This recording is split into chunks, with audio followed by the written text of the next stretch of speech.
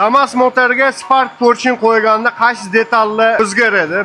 Shu haqida ma'lumot berib o'taman. Videoga like bosib, kuzatib turasizlar. Ikkita Damas mashinasini motorini olib qo'yganmiz. Ikkitasi ham Spark 1.25 lik porchin qo'yib berganmiz. Eng asosiysi shatu o'zgaradi. Asosiy o'zgarish palisda bo'ladi. Spark bilan Damas palisi bir-biriga to'g'ri kelmaydi. Bu Spark porchinga to'g'rilab qo'yilgan shatun, bunisi esa Damasning zavod uskosi. Mana ko'rib turibsizlar, bir-biriga to'g'ri kelmaydi. Ko'pchilik biladi, bizda sotuvda bor viloyatlarga ham chiqaz beramiz. Yana bitta o'zgarish galovkada bo'ladi. Galovkani suruvchi tomoni mana zavod usko holat yaqinroq olib o'ysimon bo'ladi. Biz buni kengaytirib, yumaloq qilib qo'yganmiz. Yana ham motor ot kuchi ko'payadi va kuchayadi. Agarda foydali bo'lgan bo'lsa, videoga like bosib, yaqinlarga jo'natib qo'yasizlar va biz sahifamizga obuna bo'lish esdan chiqmasin.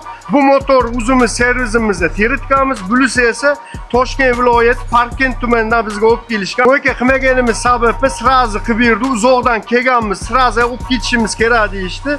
Vallarni ham shilpovkalarni qilib, shatullarni qo'yib, podgollarni qilib berganmiz. Shunaqa xizmatlar kerak bo'lsa, o'zimizga murojaat qilsani bo'laveradi.